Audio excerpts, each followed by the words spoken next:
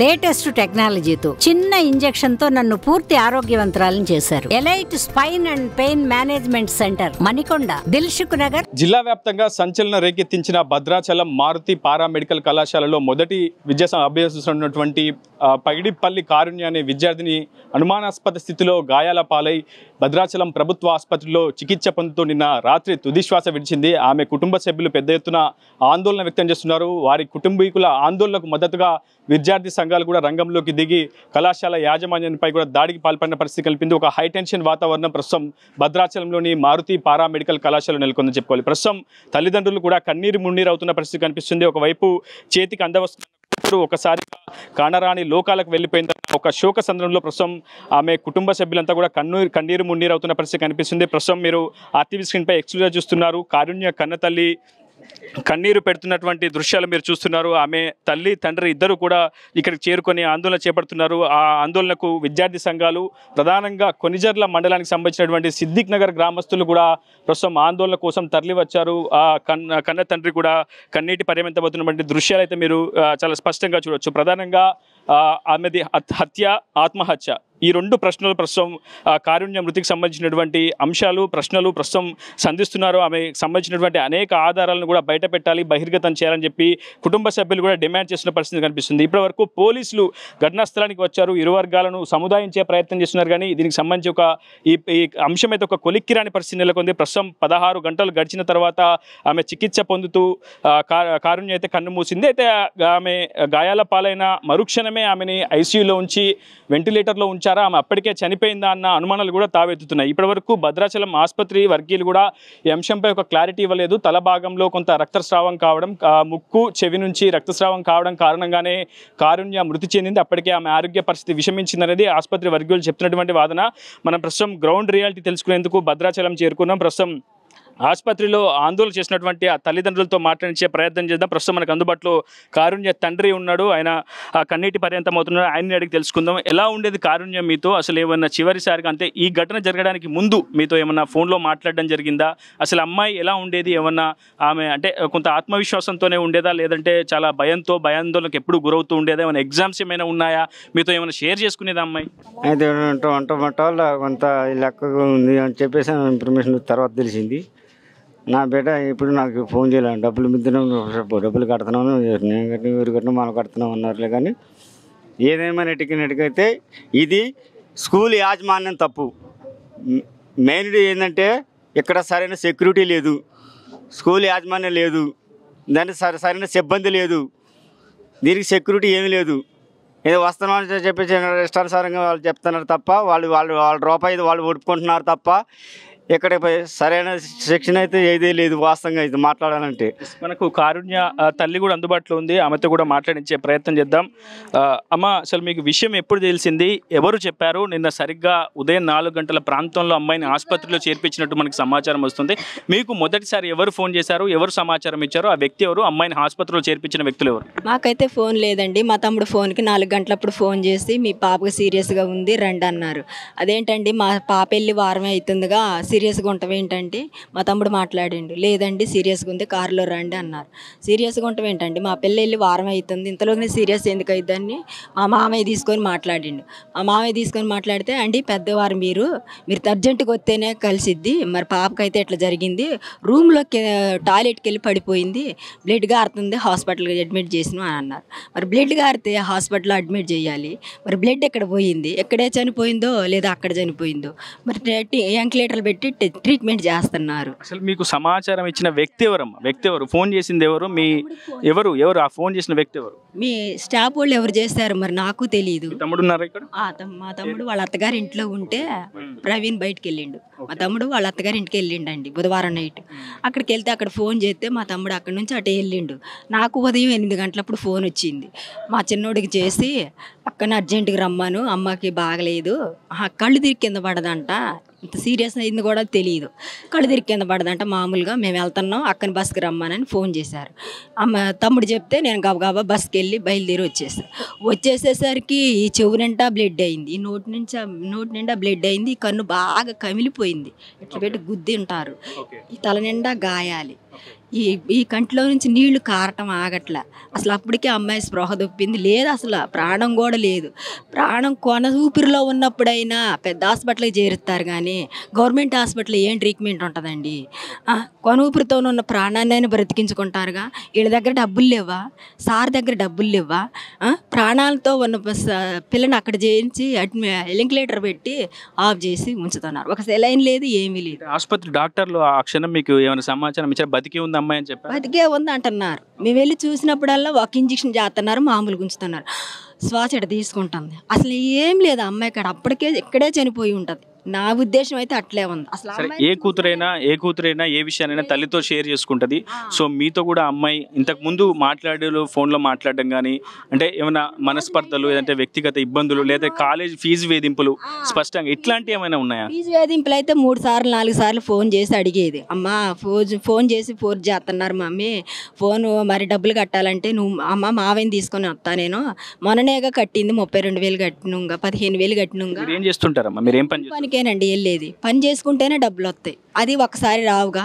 రోజుకి వెళ్తే 500-400 రూపాయలు. అందులో ఇంట్లో వెళ్ళే తీసుకోవాలి, పిల్లలను పోషించుకోవాలి. నా కష్టార్జితంలో నా బిడ్డలను పోషించుకుంటాను.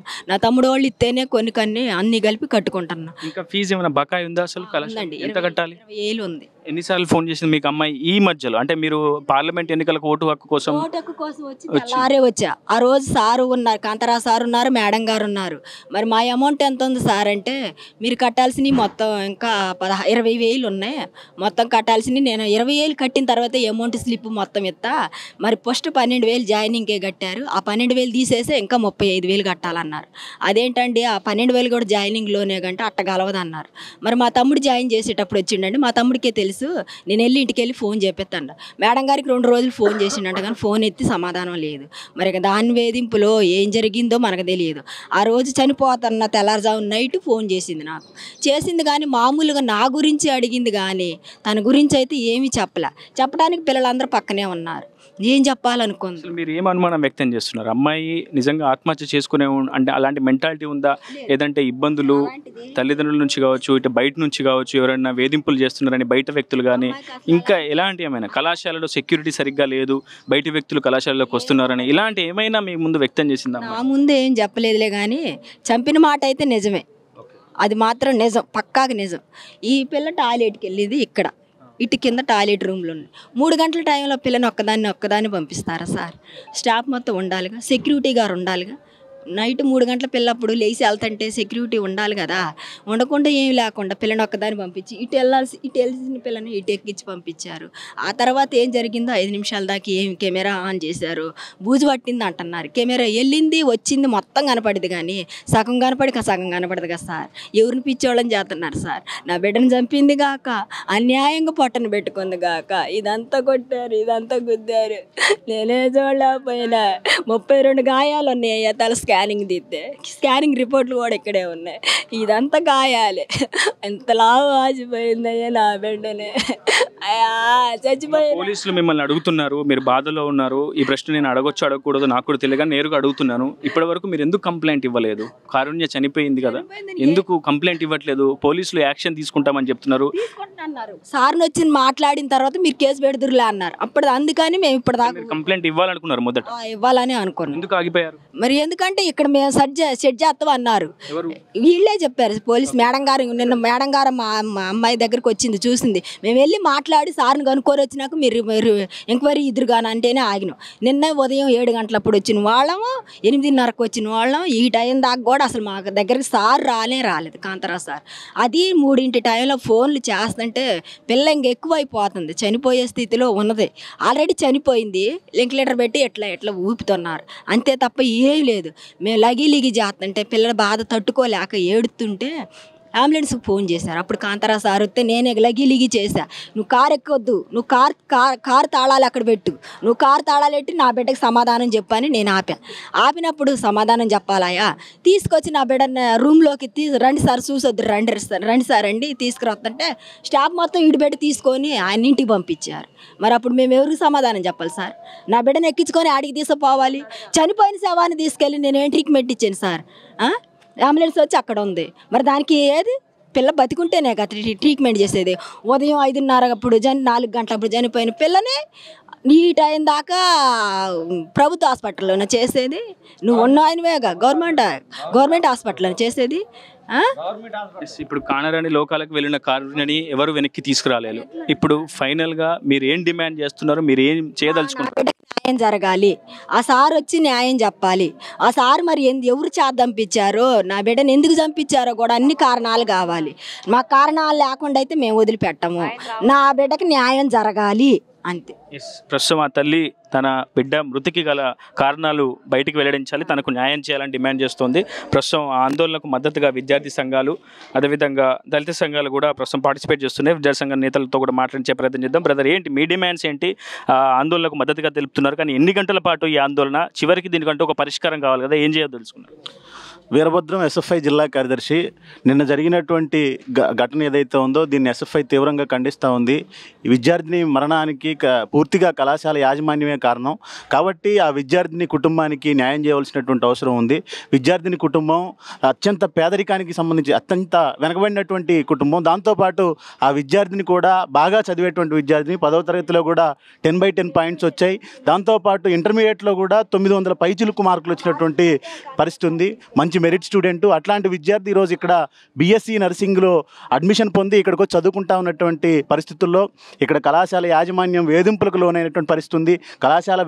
కళాశాల యాజమాన్యమే ఈ మరణానికి కారణం అని చెప్పేసి ఎస్ఎఫ్ఐ అంటా ఉంది. ఆ కళాశాల యాజమాన్యం ఎవరైతే ఉన్నారో వాళ్ళని శిక్షించాలని చెప్పేసి కోరుతా ఉన్నాం. అదేవిధంగా ఆ కుటుంబానికి న్యాయం చేయాలి. ప్రభుత్వం కూడా ఈ కుటుంబానికి ఒక ప్రభుత్వ ఉద్యోగం ఇవ్వాలి అని చెప్పేసి ఎస్ఎఫ్ఐ డిమాండ్ చేస్తూ ఉంది. బ్రదర్, మీరు చెప్పండి, మీరేం చెప్పండి? పృథ్వీ పీడిఎస్యు జిల్లా కార్యదర్శిని. గురువారం జరిగినటువంటి కారుణ్య దారుణమైనటువంటి హత్య పీడిఎస్యు తీవ్రంగా ఖండిస్తూ ఉన్నది. కారుణ్య ఇక్కడ ఫీజు వేధింపులను లేకపోతే తనకు చదువు రాదనేటటువంటి సమస్యతోనో ఇంకా వేరేటి ఏమి కాదు. ఇక్కడ ప్రధానంగా ఈ కాలేజీలో ఇప్పటికీ దాదాపుగా 8 సంఘటనలు ఇవి జరిగినాయని చెప్పేసి మా పరిశీలనలో ఉంది. ఇది మొదటి సంఘటన ఏం కాదు. అనేక సంఘటనలు వేధింపులతోనే జరిగినటువంటి సంఘటనలు కూడా వెలుగులోకి వచ్చినటువంటివి ఉన్నాయి. ఆత్మహత్యలు చేసుకున్నటువంటి వాళ్ళు ఉన్నారు వేధింపులకు తట్టుకోలేక. ఈ విధంగానే కొట్టి చంపినటువంటి పరిస్థితి కూడా స్పష్టంగా అర్థమవుతూ ఉన్నది. ఇది హత్య అని చెప్పేసి పీడిఎస్ భావిస్తూ ఉన్నది. ఎందుకు అనంటే నిన్నటి వరకు హత్య జరిగిన తర్వాత యాజమాన్యం అందుబాటులో లేకపోవడం, తనతో పాటు చదువుకున్నటువంటి విద్యార్థినిలను కూడా కాలేజీ నుండి షిఫ్ట్ చేసినటువంటి ఒక దౌర్భాగ్య పరిస్థితి ఇక్కడ మనకు కనపడతా ఉన్నది. ఇక్కడ ఉన్నటువంటి సిబ్బంది అందుబాటులో లేరు, ఇక్కడ ఉన్నటువంటి కాలేజీ స్టూడెంట్స్ అందుబాటులో లేరు. యాజమాన్యం కూడా అతను అక్కడికి వచ్చి తల్లిదండ్రులను చూసి తప్పించుకున్నటువంటి దారుణమైన పరిస్థితి చూస్తూ ఉన్నాం. అందుకోసమే మేము ఒకటే డిమాండ్ చేస్తూ ఉన్నాం. ఇక్కడ ఉన్నటువంటి సీసీ ఫుటేజులు ఎప్పటి నుండి ఆగిపోయి ఉన్నాయి, ఎప్పటి వరకు రన్నింగ్లో ఉన్నాయి, వాటిని బయట పెట్టాల్సినటువంటి అవసరం ఉందని చెప్పేసి మేము డిమాండ్ చేస్తూ ఉన్నాం. కాబట్టి మన దళిత సంఘం నేతలతో కూడా మాట్లాడించే ప్రయత్నం చేద్దాం. మీరు ధర్మ సమాజ్ పార్టీ నుంచి వచ్చినట్టున్నారు, ఏంటి అసలు మీ డిమాండ్? నేను సంజీవ్ మహారాజ్, ధర్మ సమాజ్ పార్టీ కొత్తగూడ ఎమ్మెల్యే అభ్యర్థి. ఇక్కడ జరిగిన సంఘటన ఎంత అవాంఛనీయమైందో, ఎంత ఘోరమైందో అందరికీ తెలిసిందే. ఇక్కడ పెద్దవాళ్ళు వచ్చిర్రు, ఎంతోమంది పార్టీ సంఘాల నుంచి అందరూ కూడా వచ్చిర్రు. కానీ వచ్చిన వాళ్ళు బాధితులతో మాట్లాడకుండా కొద్దిమందితో మంతనాలు జరిపి ఈ వ్యవహారాన్ని ఎట్లా మూసివేయాలనేది మనందరికీ తెలుస్తూనే ఉన్నది. కాబట్టి బాధితుల తరపున నిలబడి పోరాడడానికి ఇక్కడున్న దళిత సంఘాలు, విద్యార్థి సంఘాలతో కలిసి మాట్లాడుతూ ఉన్నాం. ఈ జరిగిన మృతి విషయమై అది ఖచ్చితంగా హత్య, దాని ఆత్మహత్య కిందనో లేకపోతే జారిపడిందనో దీన్ని క్రియేట్ చేస్తూ ఉన్నారు. కానీ అది 3 గంటలకి జరిగిన సంఘటన మనందరికీ తెలిసిందే. ఇప్పటివరకు అందరూ కూడా పోరాడుతూ ఉన్నది. అసలు విషయం ఏం జరిగింది, ఇక్కడ ఏం జరిగింది, విచారణ ఎవరు ఉన్నారు ఆ పక్కన, ఇక్కడ ఉన్న విద్యార్థులు ఎవరు, ఇక్కడ స్టాఫ్ ఎవరని అందరిని అడుగుతుంటే ఎవరు కూడా స్పందించే పరిస్థితి లేదు. దాని పైగా కుటుంబీకులు అందరూ కూడా వాళ్ళతో కలిసి సంఘాలు అసలు విషయం ఏందని తెలుసుకునే పరిస్థితి ఉంటే దాన్ని అడ్డుకునే పరిస్థితి పోలీసులు చేస్తూ ఉన్నారు. కాబట్టి ఇదంతా కూడా దీన్ని పక్కదోవ పట్టించి ఇక్కడున్న కొద్ది మందిని మభ్యపెట్టి దీన్ని విచారణ జరపకుండా ఆపే పరిస్థితి అంతా ఇక్కడ కనపడుతూ ఉన్నది. కాబట్టి న్యాయం జరగాలి. 100% ఇట్లా దళితుల విద్యార్థినులు ఎంతోమంది ప్రైవేట్ కళాశాలలకు ఆశ చూపించి తక్కువ ఫీజుల కోసమని చదువుకునే వాళ్ళని కేవలం వాళ్ళ ర్యాంకుల కోసం తీసుకొచ్చి ఇట్లా అబస్పాలు చేస్తూ ఉన్నారు, ఆగం చేస్తూ ఉన్నారు. కాబట్టి ఇది ఎన్నో సంవత్సరాలుగా జరుగుతున్న తంతు. ఉద్దేశంతో దీనికి ఖచ్చితంగా న్యాయం జరగాలని ఈ విషయమై ఖచ్చితంగా విచారణ జరిపించి అసలు దాని వెనుకున్నది ఎవరు. భిన్న కథనాలు వినిపిస్తూ ఉన్నాయి. కొంతమంది కరస్పాండెంట్, వాళ్ళ అనుచరులు, కుటుంబీకులు, వాళ్ళ అబ్బాయి కానీ ఇదంతా కూడా భిన్నమైన కథనాలు వినిపిస్తున్నాయి. దీనిపైన 100% పిఓ గారు కానీ, ఇక్కడున్న కలెక్టర్ గారు కానీ, ఇక్కడున్న ప్రజాప్రతినిధులు కానీ రాకపోగా వాళ్ళు స్పందించకపోవడం ఇదెంత దళితుల పట్ల వివక్షత. ఇది కొత్తదేం కాదు.